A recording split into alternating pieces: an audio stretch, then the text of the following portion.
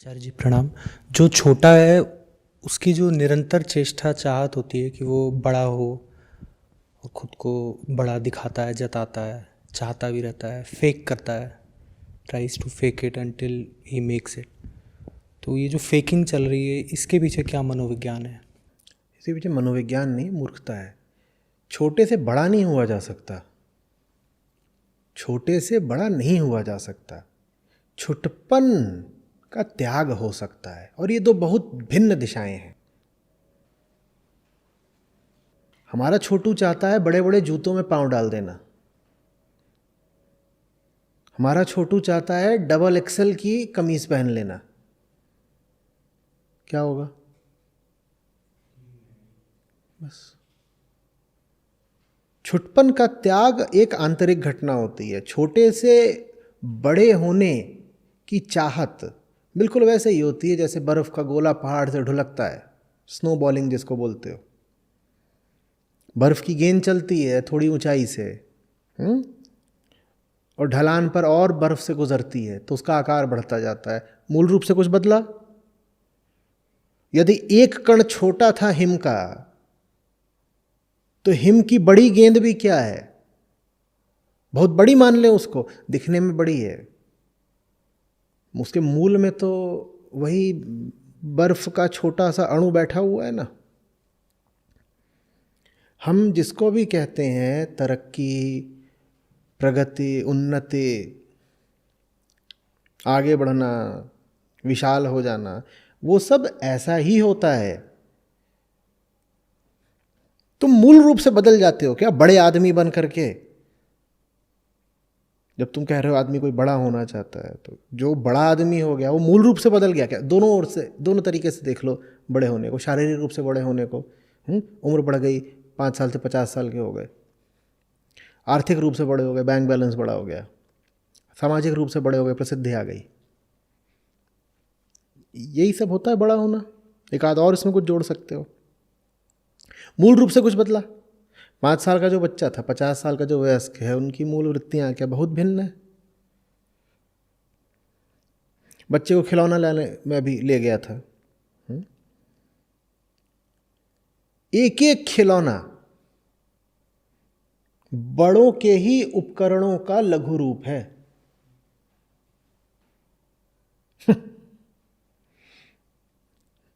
Ambulance है, एक fire vehicle है, एक ट्रेन है, एक रॉकेट है, एक गन है। यही सब मिल रहा था खिलौनों की दुकान पे। भतीजा मेरा, हेनलीज की दुकान थी, उसको लेके गया, यही सब मिल रहा था। मैंने कहा इसमें से कुछ भी ऐसा नहीं जो छोटा हो वास्तव में। इसमें से एक एक चीज वो है जो 50 साल वालों की है, बस आकार में उसको छोटा करके 2 साल के बच्चे को थमा दिया। 5 साल वाले और 50 साल वाले में बड़ा क्या हुआ मुझे बताओ। हम नहीं समझ पाते ना, आयामगत भिन्नता जैसी कोई चीज हमारे खोपड़े में आती ही नहीं है। फिर वही आर्थिक प्रगति की बात है। कुछ और शून्य जोड़ दिए गए आपके खाते में, उससे वास्तव में कुछ बदल जाता है क्या? और मैं कोई शायरी वगैरह नहीं कर रहा हूँ, मैं पैसे का महत्व तो भली भांति जानता हूँ। पर मैं आपसे पूछ रहा हूँ, आप जब 20-22 साल के थे तो एक संख्या होती थी जो आपको किंचित संतुष्ट कर जाती थी, और आप जब 32 के हुए तो वो संख्या आपको बहुत छोटी पड़ने लग गई। असंतुष्ट आप तब भी होते 22 में अगर वो संख्या नहीं मिलती। 32 में एक दूसरी संख्या है जो आपको असंतुष्ट कर रही है। 52 में एक तीसरी संख्या होगी। खेल तो वही संतुष्टि असंतुष्टि का ही है ना। बदल क्या गया? संख्या बढ़ती रही, आप तो वैसे के वैसे ही रहे।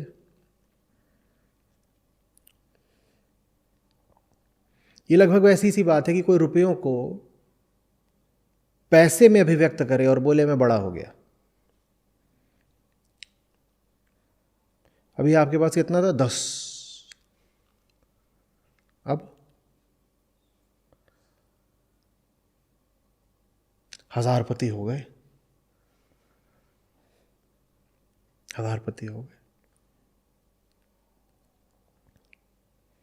एक था, वो बोलता था मुझे जापान जाना बहुत पसंद है और अमेरिका जाना एकदम अच्छा नहीं लगता। तो क्यों? तो जापान जाते तुरंत मैं करोड़पति हो जाता हूँ,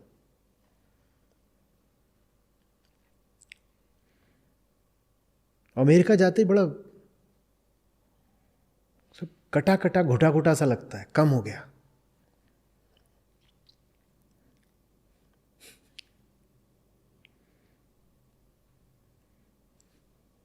समझ में आ रही है बात कुछ? आप बड़े नहीं हो सकते, छोटे को ही बड़ा होना होता है। बड़े होने की इच्छा के मूल में ही छोटपन का सत्यापन है। मुझे बड़ा होना है क्योंकि मैं छोटा हूं। अरे बाबा, यहीं से शुरू कर रहे हो तो बड़े कैसे हो जाओगे? तुमने पहली चीज क्या मान ली? मैं छोटा हूं। अब ये मान लिया मैं छोटा हूं, इसके बाद तुम कह रहे हो मैं छोटा हूं इसलिए मुझे बड़ा होना है, मैं छोटा हूं इसलिए बड़ा होना है, छोटा हूं बड़ा होना है। तुम कितने ही बड़े हो जाओ, पहली चीज क्या मान रखी है? मैं तो छोटा हूं। यहीं फंस जाता है सारा मामला। अध्यात्म बड़े होने का नाम नहीं। अध्यात्म कहता है पहले तो तुम पूछो कि जो तुम अपने आप को माने बैठे हो वो कितना ठीक है। हम तो साफ सवाल करेंगे, आप जो अपने आप को माने बैठे हो कितना ठीक है? और आप जो भी अपने आप को माने बैठे हैं वो सब आपके छुटपन के ही नाम है। आप अपने आप को कुछ भी माने बैठे हो, अपनी नज़र में आप थोड़े बड़े भी हों, पर आप जितने बड़े भी हैं अपनी दृष्टि में, वो भी चीज़ बहुत छोटी है। तो जो भी व्यक्ति अपने आप को जो कुछ भी मानता है बहुत छोटा ही मानता है। इसीलिए तो बार बार ऋषि तुमसे पूछते हैं क्या तुम वास्तव में वही हो जो तुम्हें लगता है तुम हो? और क्या सवाल है बार बार? तुम अपने आप को बहुत छोटी चीज मानते हो। जो ये भी कहते हैं हम बहुत बड़े हैं, वो वास्तव में मान यही रहे हैं कि बहुत छोटे हैं। क्योंकि तुम जितने बड़प्पन की कल्पना कर सकते हो अपने लिए, खतरनाक बात आ रही है अब, तुम उससे भी ज्यादा बड़े हो। लेकिन जैसे ही मैं ये बात बोलूँगा ये आपको खतरा है कि गलत दिशा में धकेल देगी। आप फिर बड़े होने की दिशा में सोचने लगेंगे। बड़े होने की बात नहीं है, छोटे न रहने की बात है। अब मैं कैसे समझाऊं कि दोनों में कितना अंतर है? कुछ समझ में आ रहा है? बड़े होने की बात नहीं है, छोटे न रहने की बात है। और बड़े होने की कोशिश कर करके तुम अपने छुटपन से आज़ाद नहीं हो पाओगे। ये व्यर्थ कोशिश है। कारण समझ गए हो ना? बड़ा वही होना चाहता है जो अपने आप को पक्का पक्का छोटा मानता है। जो इतना छोटा है वो कितना भी बड़ा हो जाए, छोटा तो वो रह ही गया। ये है बात। इसीलिए देखो ना शब्द कैसे इस्तेमाल होते हैं। शब्द इस्तेमाल होते हैं अहिंसा, अद्वैत। अच्छा हो कि हम विशाल भी ना बोलें, हम बोलें अलघु। अलघु, छोटा नहीं। यही तो नीति नीति की खूबसूरती। सदा नकार में बात करो।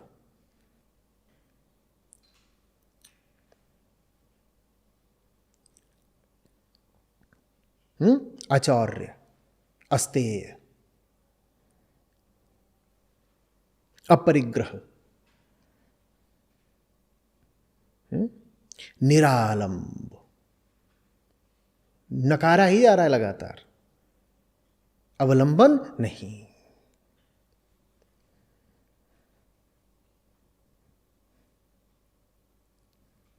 कुछ आ रही है समझ में बात? निर्मलता, निर्दोषता, निष्कपटता, ये जितनी मैंने बातें बोली इन सब में क्या साझा? नकार। इसी तरीके से अलघुता, बड़ा नहीं बस छोटा नहीं। जो बड़ा है वो तो बहुत छोटा है, मैं बस छोटा नहीं। बड़े होने से मुझे कोई मोह नहीं, ऐसी कोई आस नहीं कि बड़े हो जाएंगे, बस छोटे नहीं है। क्या तुम बड़े हो? वो तो पता नहीं, बस छोटे नहीं है।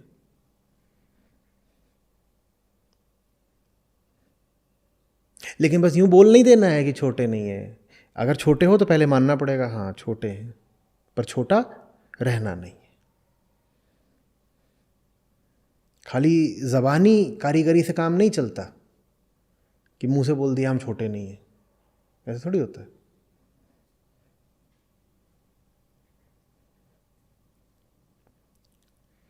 इसीलिए कठिन पड़ता है ना। अपने खिलाफ जाना यही मूल में है अध्यात्म के। कठिन पड़ता है लोगों को। आचार्य जी, इसी दायरे में थोड़ा निजी संघर्ष है मेरा, इसीलिए और स्पष्टता चाह रहा हूँ। जो छोटू मल है उसे ही याद रखना है कि वो छोटा नहीं है। उसे याद रखना है छोटू मल होकर के कितनी उसने चोट खाई है, रोज़ पिटता है, इतना घुटता है, काहे को छोटू मल रहना है। लेकिन फिर भी ये याद रखना ज़रूरी है कि हूँ तो मैं छोटू मल ही, पर छोटू मल रहना नहीं है। हूँ तो मैं छोटू मल ही, और इसीलिए तो स्वयं के विरुद्ध संघर्ष है, क्योंकि मैं नहीं तो स्वयं से लड़ने की ज़रूरत क्या थी। मैं छोटू मल हूँ, इसीलिए मैं खुद को पसंद नहीं करता। और साथ ही साथ चूंकि मैं उस छोटू मल के खिलाफ लड़ने का हौसला दिखा सकता हूँ, इसीलिए मैं अपने आप को बहुत पसंद करता हूँ। लेकिन पसंद मैं अपने आप को कुछ शर्तों के साथ करता हूँ। क्या शर्त? अगर मैं छोटू मल के खिलाफ लड़ सकूं तो मैं अपना मुरीद हूं, प्रशंसक। अगर मैं छोटू मल के खिलाफ लड़ सकूं तो मैं अपना प्रशंसक हूं, और अगर मैं छोटू मल के खिलाफ नहीं लड़ सकता तो मैं अपना निंदक हूं। ऐसे होना चाहिए कि मैं कौन हूं? छोटू मल। तो अगर मैंने अपने आप को ऐसे मार लिया तो दूसरे हाथ से मैं अपनी पीठ थपथपाऊंगा। क्यों? क्योंकि मैं छोटू मल के खिलाफ लड़ पाया, तो मैं अपने आप को शाबाशी दूंगा, वाह बेटा वाह। और अगर मैं छोटू मल को पुचकार रहा हूं तो दूसरे हाथ से मैं, ये समझ में आ गई बात? तो अपनी प्रशंसा करने का हक तुम्हें तभी है जब तुम अपनी निंदा कर सको। नहीं समझ में आ रही बात? जो हाड़ तोड़ श्रम करके अपने आप को गला सके, सिर्फ उसी को अधिकार है कि वो अपने आप को थोड़ा गौरव के साथ देख सके।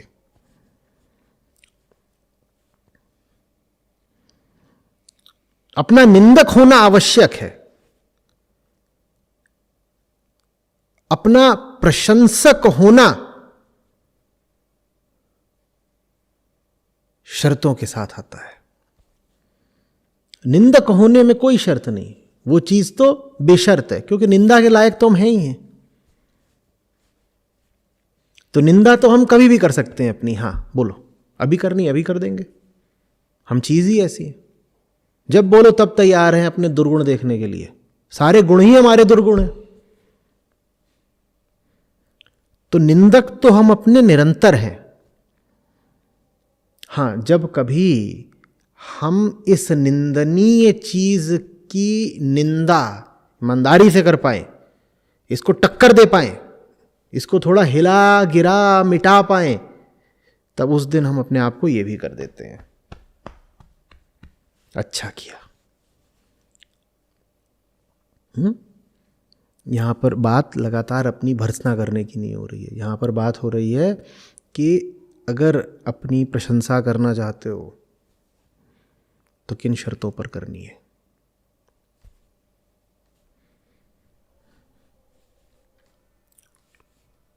समझ में आ रही है बात?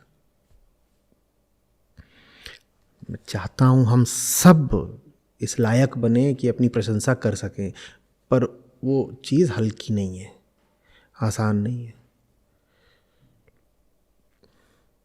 कुछ नहीं रखा है व्यर्थ की विनम्रता में, कि तुम सदा यही बोलते रहो कि मैं तो निकृष्ट हूं, अधम हूं, पापी हूं। नहीं, कोई आवश्यकता नहीं है। एक पल आ सकता है जब आप हुंकार करके बोलो, अनलहक हूं मैं, असली सच्चा हूं मैं, अहम ब्रह्मास्मि, उसके लायक बनो। और लायक बना जा सकता है। लायक नहीं बना जा सकता तो ऋषि इतनी मेहनत नहीं कर रहे होते। और वो बात भी देखो एक पल की होगी।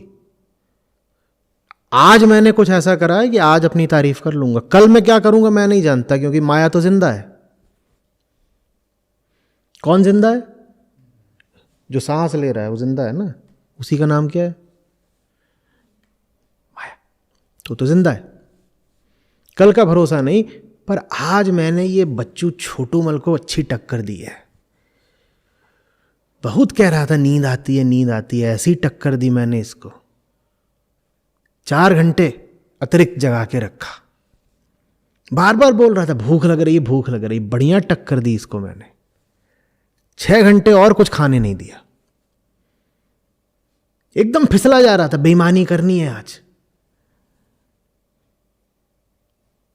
पकड़ लिया मैंने पीछे से, धर दबोचा बच्चू को, कहीं नहीं बेईमानी करनी। बहुत छटपटाया, लड़ने भिड़ने को तैयार था। मैं छोड़ूंगा नहीं, नहीं करने दूंगा बेईमानी। जिस दिन ऐसा करो उस दिन कहना आज ठीक है, शाबाश। मेरी बात। और जिस दिन बच्चू मल जीत गया, कहना आज तो गड़बड़ हो गया, आज तो हमने अपना नाम ही सार्थक कर दिया, आज तो हम सही में बच्चू मल ही निकले। दुनिया यूं ही हमें गलत नाम से नहीं बुलाती, लोग हमें बोलते हैं बच्चू मल, सही ही बोलते हैं। आज तो हमने साबित ही कर दिया कि हम बच्चू मल ही हैं।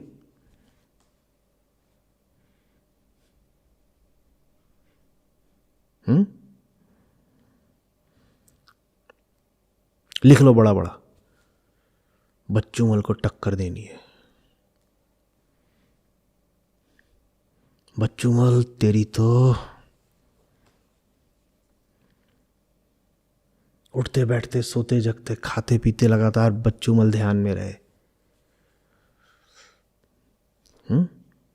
और अपने आप को जोश दिलाते रहा करो, बच्चू मल आज बताता हूं आज तुझे।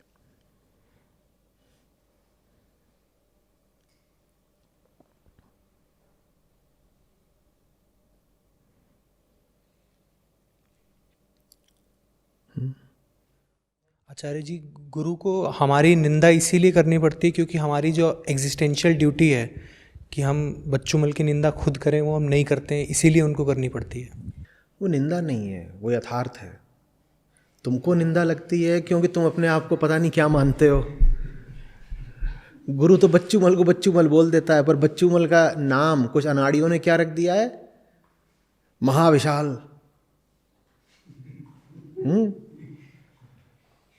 आकाशानंद। तो उनको जब बोल दो बच्चू मल, हमने तो सिर्फ हकीकत बयान करी थी, बच्चू मल को चोट लग गई।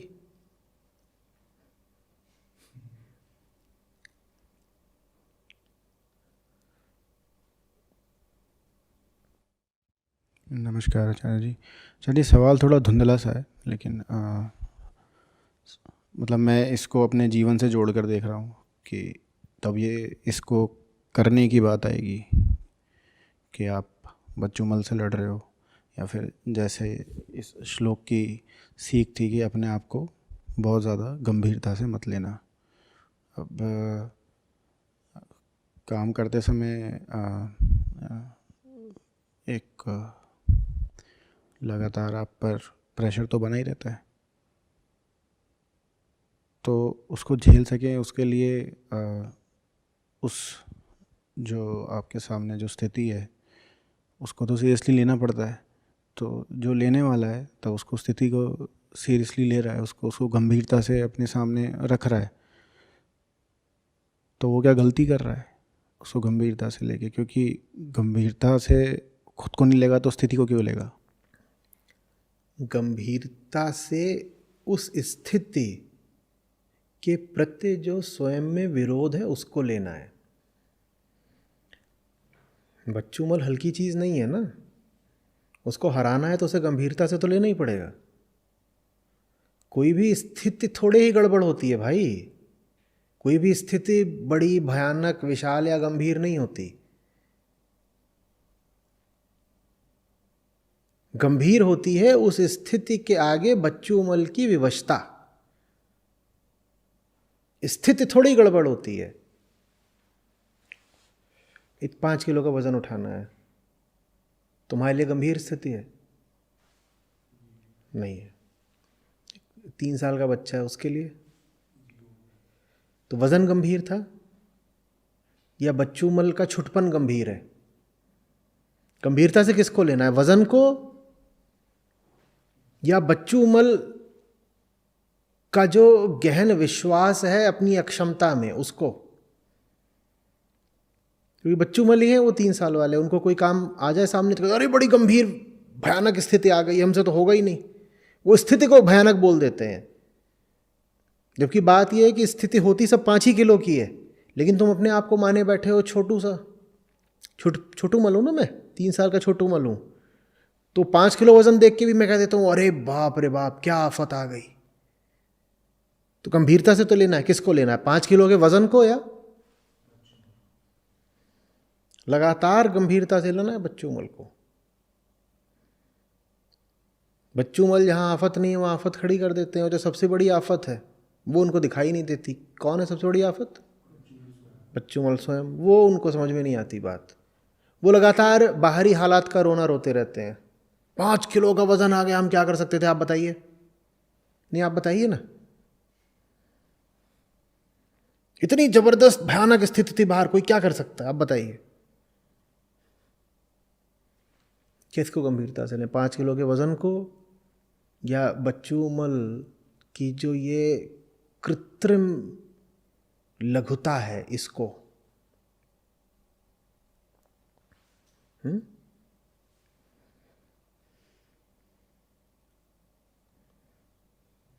तो गंभीर तो रहना ही है, अपने पक्ष में नहीं, अपने विपक्ष में। अपने पक्ष में गंभीर नहीं रहना है। अभी तुम्हें जो भी लोग दिखेंगे बड़े गंभीर गंभीर सब दुनिया में रहते हैं, वो अपने पक्ष में गंभीर रहते हैं। तुम्हें भी गंभीर रहना है अपने विरोध में।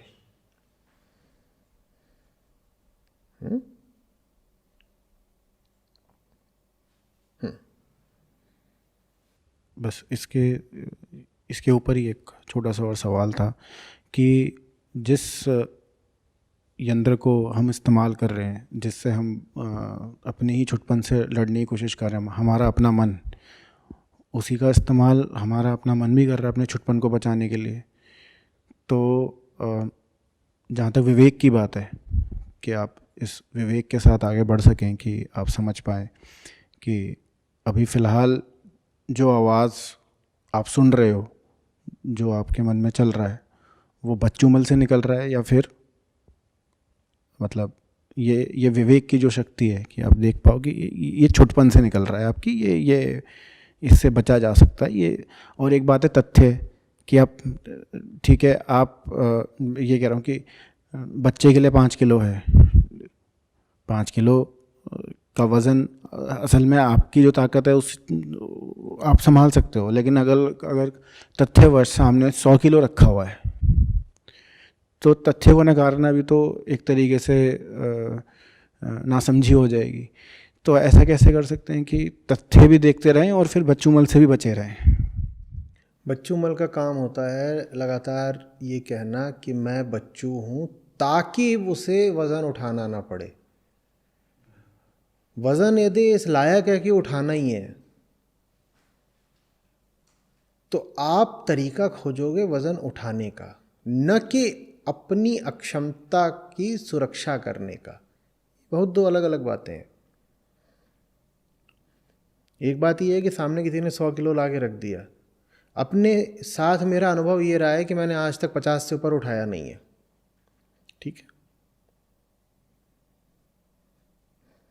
अब एक बात ये होती है कि मैं तो छोटा हूँ, मैं बच्चू हूँ, मैं 50 से ऊपर कभी उठाया नहीं है, 100 आ गया है, पता नहीं कौन से ऐसे जालिम लोग हैं, घोर अन्याय कर दिया, सामने 100 किलो वज़न रख दिया।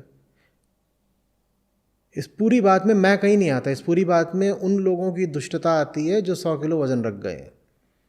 मैं तो बच्चू मली हूँ और 50 का मेरा अनुभव है, 50 उठाता हूँ मैं, यही तो मेरी। और मैं तथ्य की बात कर रहा हूँ, 100 किलो है, तुम तथ्य की बात थोड़ी कर रहे हो, तुम पूरे तरह से आत्मकेंद्रित बात कर रहे हो। तुम कह रहे हो 100 किलो मेरे लिए बहुत ज़्यादा है। ये तथ्य कहाँ है? तथ्य का तो बहाना है। 100 किलो मेरे लिए बहुत ज़्यादा। मेरे लिए क्यों बहुत ज़्यादा है? क्योंकि मैं तो वही हूँ ना जो आज तक 50 ही उठाता था। क्या तुम वास्तव में वही हो? वेदांत यही तो पूछता है। और तुम्हें क्या सुख मिल रहा है वही रह करके जो 50 ही उठाता था? क्या सुख मिल रहा है? पर आचार्य जी बहुत मुश्किल है अचानक 50 से 100 में चले जाना। तरीका खोजना, खोजने की शुरुआत करना, ये भी बहुत मुश्किल है। कम से कम रवैया ये रखना कि अपनी अक्षमता को चुनौती देनी है, ये भी बहुत मुश्किल है।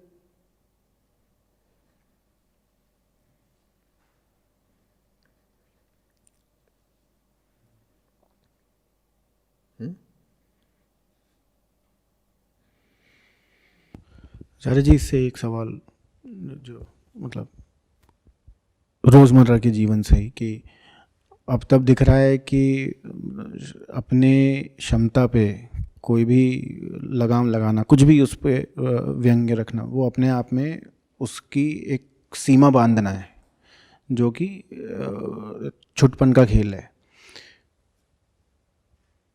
अगर हमारा जो पूरा तंत्र है सोचने, उसका 99% ही सही ऐसा है कि वो आपके छुटपन से ही निकल रहा है, तो फिर मतलब अभी सत्र चल रहा है, आपको सुन रहे हैं, बढ़िया है, अभी सत्र ख़त्म हो, तो पहली चीज़ तो ये होगी कि वो सवाल उठता है कि इसके बाद अब क्या किया जाए। तो उसका जवाब भी तो सोच विचार से ही निकल रहा है। नहीं नहीं, ये प्रश्न नहीं उठता कि क्या किया जाए। आपके सामने करने के लिए जीवन अगला क्षण लाकर रख देता है। क्या किया जाए? क्या कोई क्षण होता है जीवन का जब आपके पास करने के लिए कुछ नहीं होता? यहाँ से उठोगे, क्या ये ईमानदारी की बात है कि तुम पूछोगे अब क्या किया जाए? तुम्हें भली बात ही पता है कि यहाँ के बाद तुम्हारे पास करने के लिए क्या है। अब प्रश्न ये है कि वो जो करना है उसके सामने तुम्हें छोटू मल रहना है या छोटू मल को टक्कर देनी है। यहाँ से उठने के तुरंत बाद तुम्हें एक रिपोर्ट बनानी है, और उस रिपोर्ट का ख्याल आते ही छोटू मल बोल रहा है हम तो सोएंगे और बेईमानी करेंगे, हम नहीं बनाएंगे। अब वो तुम्हें देख लो क्या करना है। जीवन कोई पल खाली नहीं छोड़ता, करने के लिए तो हमेशा कुछ ना कुछ होता ही होता है। जीव पैदा हुए हो, कर्म से कैसे बचोगे? उस कर्म के सामने तुम कौन हो? किसी भी पल की चुनौती के सामने तुम कौन हो? छोटू मल या छोटू मल को टक्कर देने का इरादा है?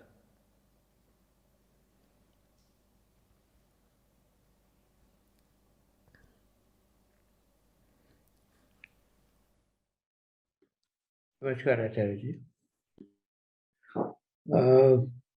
आचार्य जी, ये जो बच्चू राम है, बच्चू मल है, वो यानी एक तो डिस्टिंग्विश करना कभी कभी डिफिकल्ट हो जाता है, बहुत बार डिफिकल्ट हो जाता है, कभी कभी नहीं, कि बच्चू राम जी बहुत, जैसे कि बैल बजी, अब बैल बजने में ही बच्चू राम में एक स्ट्रिंग, एक थॉट प्रोसेस पैदा हो जाता है, कौन होगा। आई मीन एक छोटी सी चीज है, पहले तो उस चीज का पता ही नहीं था, पर अभी कभी कभी पता लगता है। तो एक तो बच्चू राम, और फिर बच्चू राम को फिर ये होता है कि उस जो विचार उत्पन्न हुआ, वो तो पहले तो ये भी एक क्वेश्चन ये भी है इसमें क्लेरिफिकेशन, जो हम प्राण, इंद्रिय और अंतःकरण इसमें बोल रहे हैं श्लोक में, वो उन तीनों का कलेक्टिव एसेंस बच्चू राम है। हमें इन तीनों को मिला के ही बच्चू राम की पर्सनैलिटी बन रही है। उसकी ओर इशारा करने के लिए तीनों का सहारा लिया गया है। जी। तो ये जैसे कि अभी मेरे ख्याल से कोई आपके यहाँ से बोल भी रहा था कि बच्चू राम की आवाज और जो अपनी आवाज है, जो उसको बहुत बार डिस्टिंग्विश नहीं कर पाते हैं इन बिटवीन। फिर एक ये भी आपकी उसमें मिलता है कि उसको आपको मारना नहीं है, जैसे आप आज भी बोल रहे थे, यानी उससे आपको लड़ना नहीं है कि नहीं तो वो भी एक विचार है, तो उसको रिएक्शन नहीं करना है और लड़ना भी है। वो थोड़ा सा कंफ्यूजन हो रहा है सर वहाँ पर। देखिए ऐसे समझिए, हम ज्ञान के अनुग्रह से इतना तो जानते ही हैं ना कि बच्चूमल की वृत्तियाँ क्या क्या हैं, उसके लक्षण क्या क्या हैं, ये सब इतना तो पता ही है। तो बहुत मुश्किल तो नहीं होना चाहिए ना पकड़ने में कि बच्चूमल की आवाज़ है ये जो उठ रही है अभी भीतर से। आवाज़ काँप रही है, आवाज़ में भय है, आवाज़ लालच में पगी हुई है बिल्कुल। कितना मुश्किल है ये जानना कि ये कहाँ से आ रही है। और जब जानना मुश्किल हो और हम पहले ही स्वीकार रहे हैं कि आपने जैसे कहा डिस्टिंग्विश करना मुश्किल है, तो फिर तो सीधा सा नियम है कि सावधान रहो और जो भी आवाज़ उठ रही है ज़रा उसकी छानबीन करते चलो। अगर तो ये होता कि हम बिल्कुल साफ साफ पहचान ही जाते हैं कि कब भीतर से वही क्षुद्र अहंकार बोल रहा है, तब तो फिर भी बात ठीक थी, पहचान गए, तुरंत आगे बढ़ गए। लेकिन यदि स्थिति ये है कि पहचानना कठिन है, तब तो अतिरिक्त सावधानी चाहिए ना। फिर तो कुछ भी उठ रहा हो भीतर से, जिसको हम बोलते हैं कि हमारी ये आत्मा की आवाज़ है, हमारी चेतना की आवाज़ है, हमारी कॉन्शियंस की आवाज़ है, जो भी है, हमको तो अब सभी की छानबीन करनी है। जैसे आप जाएं किसी बड़े हॉल में, आप प्रवेश ले रहे हो या आप हवाई अड्डे पर हों, तो क्या फ़र्क पड़ता है आप कौन है। सुरक्षाकर्मी खड़ा हुआ है और पूरी आपकी छानबीन तो करेगा ही करेगा। करे, भले ही ये बात सही है कि जब 1,00,000 लोगों की छानबीन होती है तो उसमें से कोई एक निकलता है अपराधी, छानबीन तो सबकी करनी है। कई बार तो जो छानबीन कर रहे हैं उन्हें भी पता है कि अब जो आ रहा है सामने, अब एक वृद्धा महिला है, मान लीजिए वो 88 वर्ष की हैं और दिख रहा है दुर्बल भी हैं, अब ये थोड़े ही कोई फ्लाइट में वारदात करेंगी। लेकिन फिर भी प्रक्रिया पूरी की जाती है, पूरी खोजबीन की जाएगी, एक एक सामान तलाशा टटोला जाएगा। ऐसे ही अपने विचारों के लिए रहना है। जहाँ दिखाई दे कि यहाँ तो कोई खतरा ही नहीं है, यहाँ तो, वहाँ भी जो मूलभूत सवाल जवाब हैं वो पूछ ज़रूर लेने हैं। अपने पक्ष में खड़े होने के लालच से बचे रहना है। थोड़ी तीखी सी ही निगाह रखनी है खुद पर।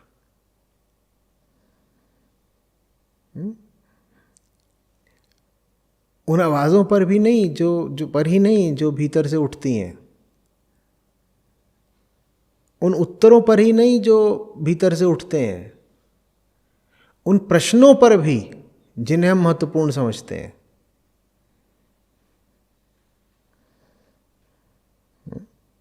समझ रहे? इतना सावधान होने के बाद भी भूल होती रहेंगी, पर कुछ कम होंगी, उत्तरोत्तर प्रगति होगी। पहले जैसे थे उससे थोड़े बेहतर होते जाएंगे, है ना। कोई ये शर्तिया फार्मूला इत्यादि नहीं है, लेकिन जांचने से कुछ लाभ तो होता ही है ना। उसी को आत्म जिज्ञासा कहते हैं, सेल्फ इंक्वायरी यही है। पूछते चलो, परखते चलो। अब बात यह है कि जो पूछने वाला है वो स्वयं भी पूर्णतया निर्दोष तो है नहीं, है तो वो भी मन ही, तो गच्चा खाएगा। और जिसकी जांच पड़ताल करनी है वो भी बहुत शातिर है, बच्चू मल हल्का आदमी नहीं, तो कुछ ना कुछ दांव खेलेगा। तो बहुत बार ऐसा होगा कि कितनी भी आत्मजिज्ञासा करो फिर भी चूक हो जाएगी। हमें नहीं पता चलेगा कि हमें जो भावना उठ रही थी वो किस केंद्र से उठ रही थी। ऐसा होगा, हमने सोचना चाहा कि अभी मान लीजिए किसी तरफ को जाने का मन कर रहा है, कोई व्यक्ति अच्छा लग रहा है, कोई व्यक्ति बुरा लग रहा है, किसी स्थिति के प्रति राग उठ रहा है, हमने जिज्ञासा करी भी कि ये सब क्या है, किस केंद्र से आ रहा है, कुछ उत्तर आ गया, बाद में पता चला कि नहीं, झांसा था, फंस गए। कोई बात नहीं, आप जिज्ञासा फिर भी करते रहिए, क्योंकि हम क्या करें, हम विवश हैं, कोई उपाय और है नहीं हमारे पास। ऐसी ही मानवीय स्थिति सबकी, पूछने के अलावा कोई उपाय नहीं। लेकिन जो लोग इस प्रक्रिया पर गंभीरता के साथ, सत्यनिष्ठा के साथ रहते हैं, धीरे धीरे उनकी दृष्टि पैनी होती जाती है। फिर झूठ के लिए मुश्किल होता जाता है उनके सामने से बच निकलना। वो पकड़ लेते हैं, जल्दी पकड़ लेते हैं, पकड़ने की संभावना बढ़ती जाती है। सर, उस झूठ को सपोज जैसे बहुत बार अपनी समझ से सच पकड़ लेते हैं, या उसकी चीज की उस थॉट प्रोसेस का, तो वो भी तो एक पकड़ना भी तो एक अपने आप में ही एक थॉट प्रोसेस से हुआ। बिल्कुल हुआ, लेकिन आपके पास और कोई विकल्प नहीं है ना। और ये सिद्धांत किसने बता दिया कि इस माया जाल से निकलने के लिए माया जाल से बाहर का कोई उपकरण मिलेगा आपको? मन से बाहर निकलने के लिए मन ही एकमात्र सहारा है। उपनिषद बोलते हैं ना, मन एव मनुष्याणाम कारणम बंध मोक्षयो। ठीक वैसे जैसे मन आपके बंधन का कारण है, मन ही आपके मोक्ष का कारण बनेगा। जंगल से बाहर जाने के लिए भी जंगल के बीच से ही गुजरना पड़ेगा, जंगल की ही धरती पर गुजरना पड़ेगा, जंगल के ही पेड़ों का सहारा लेकर जिंदा रहना पड़ेगा उस दिन तक जिस दिन तक जंगल से बाहर ना निकल जाओ।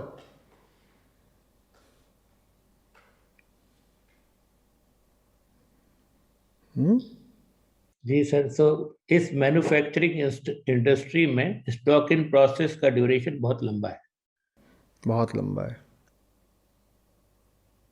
और भी बहुत सुंदर सुंदर छोटे छोटे श्लोक हैं, मुझे बहुत याद नहीं रहता, लेकिन फिर भी याद आ रहा है।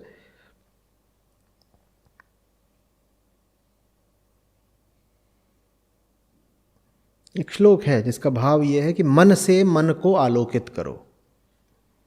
उपनिषदों का ही है, मन से मन को आलोकित करो। कितनी सुंदर बात है, देखिए। कोई नहीं आने वाला सहारा देने के लिए, मन की दुष्टाई को मन से ही पकड़ना है, मन के अंधेरे पर मन का ही प्रकाश डालना है।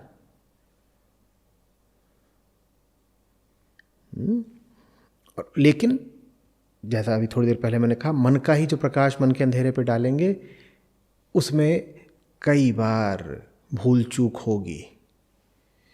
हर भूल को, हर चूक को आगे के लिए सबक बनाना है।